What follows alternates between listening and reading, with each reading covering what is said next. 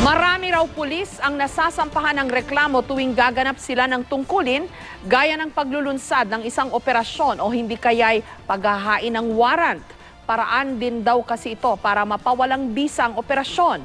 Kaya naman isang proyekto ang inilunsad para naman armasan sila ng kaalamang legal. Live mula sa Quezon City, may report si Dano Tingkungko. Dano?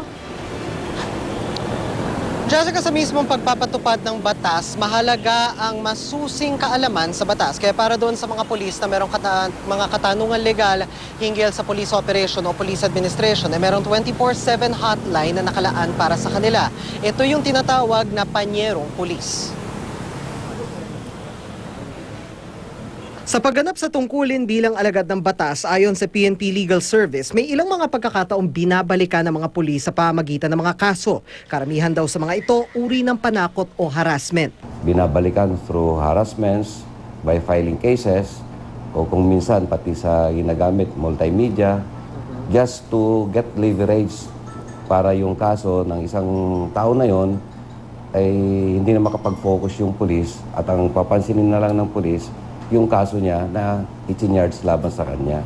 Sa tala ng PNP Legal Service, kadalasang kinokontra-demanda sa mga pulis sa mga kasong physical injuries, arbitrary detention at trespassing. Lahat may kaugnayan sa paraan ng paglunsad ng mga police operation tulad ng pag-serve ng search warrant o arrest warrant. Magkakandak ng search warrant, either ikakwash yung warrant through validity ng warrant, and we will try to determine kung the facts of it, kung ang nangyari ay regular in the proper performance of duty, that's where tutulong kami.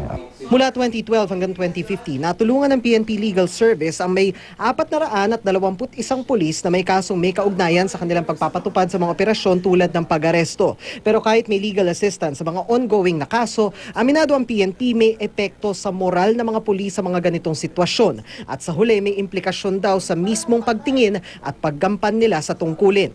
Tao din siya. It's not only him being a police, pero family man din yan.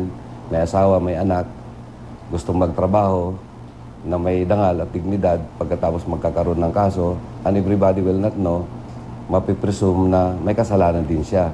So instead that he will be vigorously na mag-perform ng kanyang duty, ay nagkakaroon siya ngayon ng agam-agam. Kaya para maiwasan daw ang ganitong mga pagkakataon, bakit bibigyang bala ang mga pulis sa usapin ng legal na kaalaman?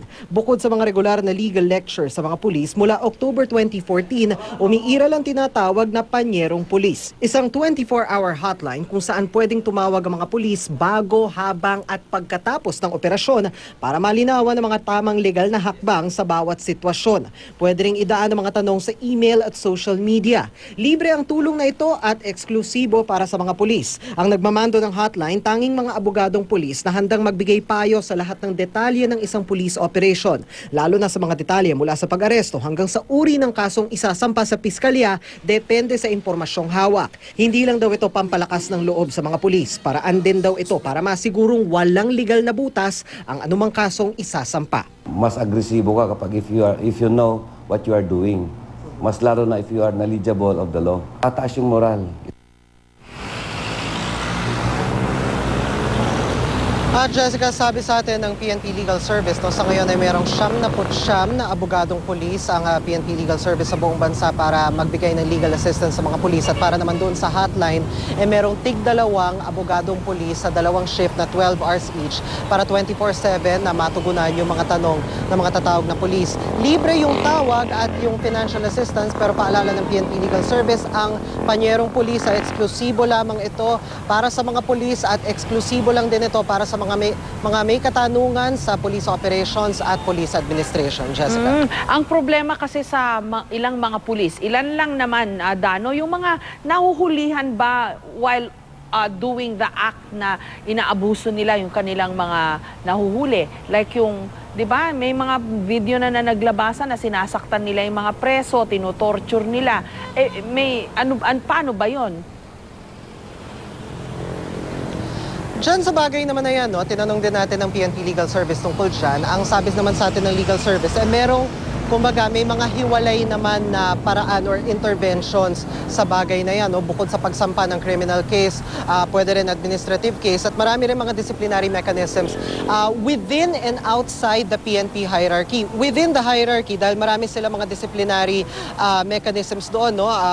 Mula dun sa unit mo hanggang dun sa general or national headquarters. Sa labas naman, you already have the NAPOLCOM para i-address yung mga bagay na yan. Etong legal assistance halimbawa na ibinibigay ng PNP Legal Service dun sa mga pulis ay para doon sa mga sitwasyon na kung saan nakikita nila na yung kaso na isinampa halimbawa abuse of authority or if it's an administrative case or criminal case katulad ng mga nabanggit natin kanina, kung merong sapat na basehan para makita na ito ay isang form of reprisal laban dun sa pulis na nag-conduct ng operation. So dalawang magkahiwalay na bagay yun, Jessica, at dalawang magkahiwalay na bagay yun na tinututukan ng pambansang pulisya, Jessica. Maraming salamat sa iyo, Dano Tingkungko.